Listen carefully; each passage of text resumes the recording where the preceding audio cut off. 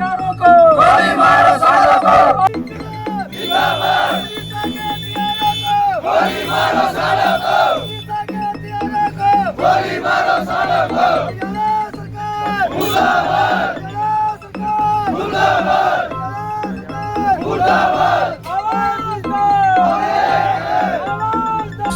तरह के जो करते इस हरियाणा प्रदेश में हो रहे हैं। इस हरियाणा के इतिहास में पहली एक ऐसी सरकार बनी है जो ना अपराधियों को रोक पा रही है, ना उनके ऊपर अपराधों में कोई कमी ला पा रही है। आज प्रदेश में इस तरीके के हालात हैं, आए दिन 5 से ज़्यादा हत्याएँ हो रही हैं। प्रदेश में 50 से ज़्यादा अपहरण और फिरौती की घटनाएँ घटित हो रही हैं। लेकिन प्रदेश के मुखिया कहते हैं कि सब कुछ सही है। अगर सब कुछ सही है तो आज लोगों को, हमारी बहन मनीषा के लिए सड़कों पे क्यों उतरना पड़ रहा है? आज क्यों उसके परिवार को उसकी डेड बॉडी को रख के और सरकार से न्याय की गुहार लगानी पड़ रही है? मैं तो सिर्फ इतना कहूँगा सरकार को कि अगर आप न्याय नहीं दिला सकते तो ये जनाजा नहीं है, ये कुर्सी, इसको छोड़ दीजिए। कोई दूसरा अच्छा व्यक्ति इसको संभाले जो इस हरियाणा प्रदेश में इन अपराधियों के ऊपर लगाम लगा सके। और अब ऐसा समय आ गया कि कोई कानूनी प्रक्रिया नहीं, कानूनी प्रक्रिया में ये फिर छूट जाएंगे। अब तो शूट ऑन द साइट होना चाहिए। इनको इनके माथे में गोली मारनी चाहिए सीधी। इनके लिए कोई कोर्ट, कोई जज कुछ नहीं होना चाहिए। जो लोग इस तरीके की घिनौनी हरकत करते हैं, इनके साथ ऐसा करना चाहिए कि इस जैसे अपराधियों की रूह कांप उठे दोबारा किसी क्राइम को करने के लिए। विधायक जी, वो जो है सीएम सैनी तो कहते हैं भाई हमारी सरकार में क्राइम रुका है, क्या कहना चाहेंगे? और आपको भी कुछ दिन पहले धमकी मिली सरेआम। अरे जो लोग इस तरीके की बात करते हैं, कम से कम उनको शर्म आनी चाहिए। आज एक हरियाणा प्रदेश में इन 9 महीनों की बात करूं मैं, इन 9 महीनों में सैकड़ों से ज़्यादा हत्याएँ हो चुकी हैं।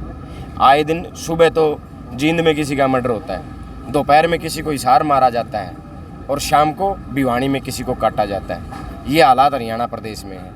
आए दिन गोलियां चल रही हैं, हत्याएँ की जा रही हैं, अपहरण किए जा रहे हैं, बहन बेटियों के बलात्कार किए जा रहे हैं। और उसके बावजूद भी अगर इस प्रदेश के मुखिया नींद से नहीं जाग रहे तो ये दुर्भाग्य है हमारा। और आज मैं केवल एक बात कहूँगा अपने हरियाणा प्रदेश के लोगों को, जात पात छोड़ के हमें एक ऐसी सरकार बनानी पड़ेगी जिसमें हमारी बहन बेटियां सुरक्षित हों। क्योंकि जो लोग सत्ता में आज बैठे हैं वो बहन बेटियों वाले नहीं हैं। आज जो सत्ता में जो देश को संभाल रहे हैं, उन्हें बहन बेटियों की चिंता तब होगी जब उनके घर बहन बेटियाँ होंगी। लेकिन देश में ऐसे लुटेरे बैठे हैं जो वोट चोरी करके, केवल जिनका ध्यान वोट चोरी करके सरकार बनाने पे है, ना कि इस प्रदेश में लॉ एंड ऑर्डर की स्थिति को काबू करने में है। जो देश और प्रदेश में अपराधी, आज हालात ऐसे हैं इस सरकार के, एक गुंडा जेल में बैठ करके नेशनल चैनल को इंटरव्यू देता है।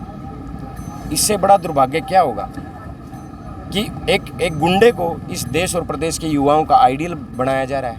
ये हालात इस प्रदेश में है। तो इससे हम सबको जागना होगा और हमें सोचना होगा कि क्या जात पात के आधार पर वोट दे बनाई गई सरकार हमारा भला कर सकती है? क्या केवल धर्म के आधार पर बनाई गई सरकार अपराधियों पर लगाम लगा सकती है? अब सोचना पड़ेगा हर हरियाणा वासी को, हर देशवासी को, कि जात पात धर्म केवल एक ऐसा मुद्दा है जो लोग सत्ता को चुराने के लिए यूज करते हैं। असली मुद्दा है आज इस प्रदेश की हर बहन बेटी को सुरक्षा मिले, चाहे वो किसी शिक्षण संस्थान में हो, चाहे वो किसी कार्य में जहाँ वो रोजगार करने जाती हो, चाहे वो किसी स्कूल में जाती हो। हर बहन बेटी को सुरक्षा का अधिकार मिले। एक ऐसी सरकार हम सबको बनानी पड़ेगी और ये तब होगा जब हम जात पात और धर्म के मुद्दे से ऊपर उठेंगे। कहीं ना कहीं पुलिस की भी इसमें लापरवाही दिखाई दे रही है। जैसे कि उसके लड़के के पिता ने बताया, मैं दरखास्त देने का तो उन्होंने कहा भाई भाग गई होगी, कहीं मैरिज सर्टिफिकेट लेके 1-2 दिन में आ जाइए। इतनी बड़ी लापरवाही, क्या कहना चाहिए? जो इस तरीके के अधिकारी हैं, जो इस तरीके की बातें यूज करते हैं, ये भी इन अपराधियों के बराबर के दोषी हैं। उन्हें केवल सस्पेंशन उनका आधार नहीं बन सकता कि आप उनको सस्पेंड करके और 6 महीने बाद वो दोबारा बहाल हो जाएंगे। इनको भी अपराधियों की धारा लगा करके इनके ऊपर भी कानून में इनके ऊपर भी वो धाराएं लगा के इनको सजा दिलानी चाहिए। विधायक जी, क्या सजा मिले इनका तैरो ताकि हरियाणा में आगामी मैंने तो पहले ही कहा, शूट ऑन द साइट। इनको सीधे इनके माथे में गोली मारनी चाहिए इस जैसे हत्यारों को, ताकि दोबारा किसी की बहन, किसी की बेटी की तरफ कोई दूसरा अपराधी भी ना देखे।